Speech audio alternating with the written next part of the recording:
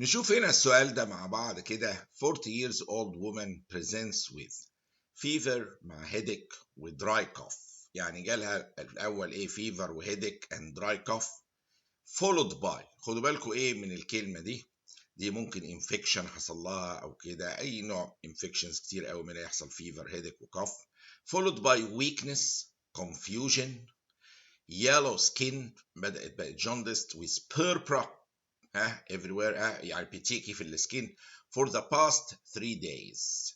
يعني هي بدأت بشوية فيفر واحتمالية انفكشن، وبعد كده راحت قلبة الموضوع ايه بويكنس وكونفيوجن وجوندس وبيربرا. الاكزامينيشن لقينا في مودريت فيفر وتاكيكارديا وجوندس، كله ماشي مع الاعراض السابقه، ومالتيبل سوبرفيشال بتيكي يعني ماشي مع اللي فات بالظبط، and سبلينوميجالي. لابوراتوري تيست بينت ان الهيموجلوبين كان 9، وده طبعا واطي جدا، يعني انيميا واضحه. البليتلتس 40,000 فيري لو، المفروض هي تبقى 150,000 مع 400. انكريز اندايركت بالليروبين، يعني في تكسير في ال في فاكتور مع الاندايركت بالليروبين زي هيموليسيس الى اخره. الكرياتينين عالي كمان، يعني الكدني متأثرة. bleeding time prothrombin time وactivated partial thromboplastin time كانوا ايه normal. antiplatelet antibody and COMB tests are both negative. What is the best initial treatment؟ هو هنا واخدنا في حالة قد تكون في ظاهرة معقدة، ولكن لما نعرف مرض اسمه thrombotic thrombocytopenic purpura، هذا المرض عامة بنبدأ نشك فيه لما نلاقي بيتيكي حاصلة في حالة acute condition كده، ومعاها neurological affection أو CNS affection والكدني كمان إيه متاخدة following إيه fever أو إيه infection. يعني يوم ما حد بيجي له fever أو infection وبعد كده يبقى followed بالبيتيكي neurological features ورينال features زي الكرياتين العالي، neurological زي مين؟ زي الكونفيوجن الجامد اللي عنده، والهيدك دي تعتبر ايه neurological، ومعاها الكرياتين بدأ يعلى، وفي مالتي سيستم ديزيز افكشن، يعني كمان مع البيتيكي في البيليروبين عالي. دي كونديشن بتبقى حاجه اسمها ثرومبوتيك ثرومبوسايتوبينيك بيربرا. هي فكرتها ايه ثرومبوتيك ثرومبوسايتوبينيك بيربرا؟ فكرتها ان الفون فيليبراند ديزيز بتبقى ماكرو مولكيولز في الاول، بتبقى ايه ماسكه في البليتلتس، المفروض تبقى يحصل لها كليفج لسمولر ايه مونومرز تتكسر. فاللي حاصل هنا مع بعض الحالات، الناس دي عندها تندنسي ديفكت معين في انزيمز معينه على سطح الخلايا وغيره، بيتسبب ان بعد ما يحصل لها انفكشنز معينه الانتي بوديز اللي بتتخلق بتبدا ايه، الابنورماليتي اللي بتحصل انها ما تعرفش تكسر الايه الماكرو مولكيولز بتاع الفون فيليبراند ديزيز او فاكتور، فيمسك على سطح البليتلتس. خدوا بالكم من كده، يمسك على سطح البليتلتس اولا، ينتنجل البليتلتس ويسحبها ويبدا يترسب بيها ايه في التيشوز كماكرو مولكيول، يترسب في الكابيلاريز وفي الفيسلز الصغيره، يعمل مايكرو انجيوباثي، تاثر على الكدني، تعلي الكرياتين في البرين، تعمل اعراض جامده زي هيديك وكونفيوجن. ممكن ياثر في كمان المايكرو انجيوباثي، يتلوها مايكرو انجيوباثيك هيموليتيك انيميا هيموليسيس، نتيجه الار بي سيز معديه في الكابيلاريز اللي هي اوريدي ضيقه بسبب بريسيبيتيشن اللي حصل للايه البليتلت والفون فيليبراند ديزي فاكتور المترسبه مضيقاها، وفي مايكرو انجيوباثي. اول ما تعدي الار بي سيز على الكابيلارز الضيقه قوي دي بتتكسر، بيسموها مايكرو انجيوباثيك هيموليتيك انيميا، وده يفسر ليه في جوندس، ليه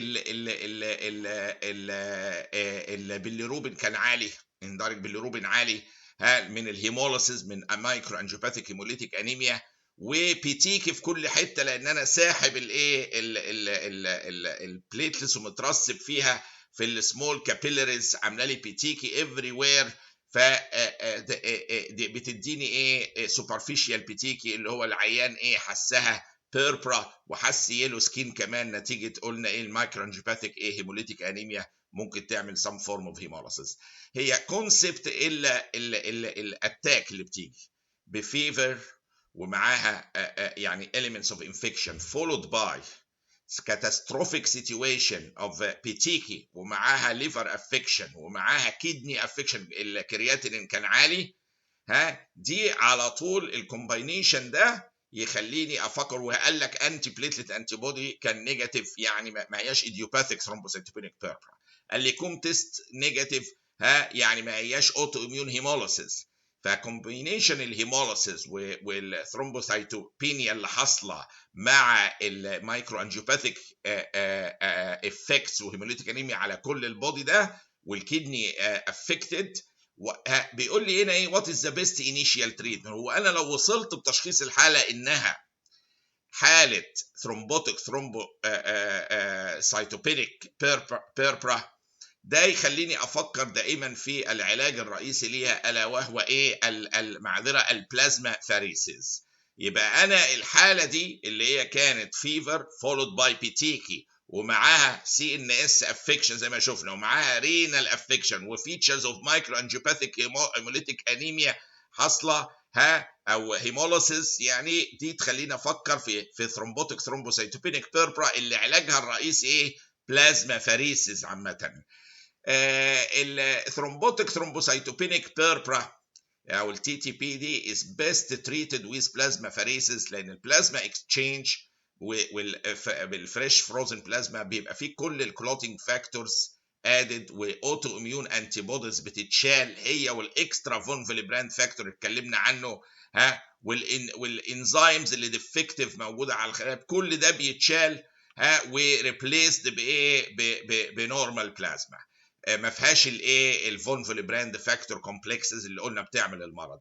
ستيرويدز واسبرين ممكن يعالجوا يساعدوا في العلاج يقللوا درجه ايه السيفيريتي بتاع الكونديشن اللي حاصله، ولكن العلاج الاساسي بلازما اكسشينج.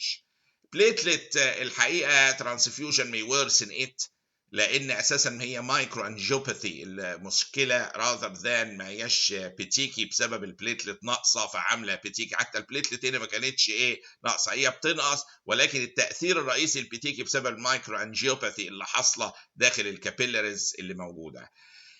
It is rare autoimmune disorder characterized by thrombocytopenia ومايكروانجيوباثيك hemolytic anemia. يوم ما الاقي العرضين مع بعض افكر في thrombotic thrombocytopenic purpura اللي علاجها كان بلازما ايه فاريسيس that can be associated commonly، يعني التي تي بي دي معاها commonly with other hallmarks زي بقى ايه affection multisystem neurologic impairment renal dysfunction وفيفر.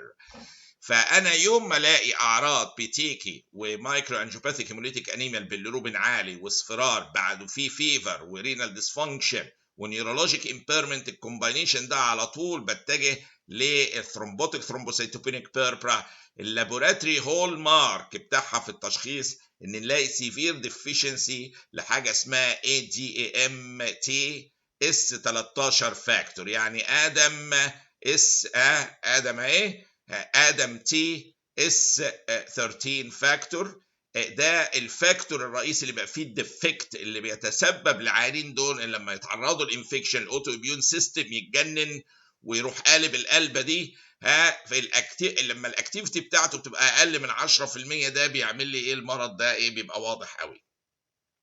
precipitating factors ليها متنوعه، حاجه جننت الاميون سيستم ممكن تبقى دراجز انفكشنز malignancies، يعني ممكن القصه اللي شفناها دي كلها يقول لك اخذ دراج او اخذ الدواء او جالها انفكشن معين زي ما شفنا او عندها malignancy وفجاه دخلت في بيتيكي وجوندس ونيورولوجيكال افكشن الثلاثه والكرياتينين بقى يعلى كمان. كل دي على طول تخليني اروح افكر في ثرومبوتيك ثرومبوسيتوبينيك بيربرا which is fatal في 90% في العيانين without therapy، يعني من غير ما تدوا بلازما فاريسيس العيانين دول 90% منهم ممكن يموتوا، والعكس ممكن ننقذهم لو ايه ادينا البلازما فاريسيس تايملي.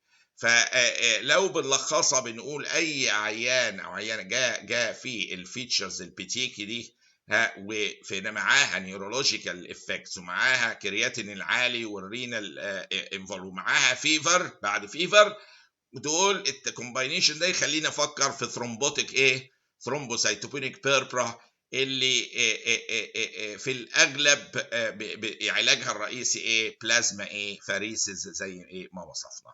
ونشوف السؤال اللي بعد كده باذن الله.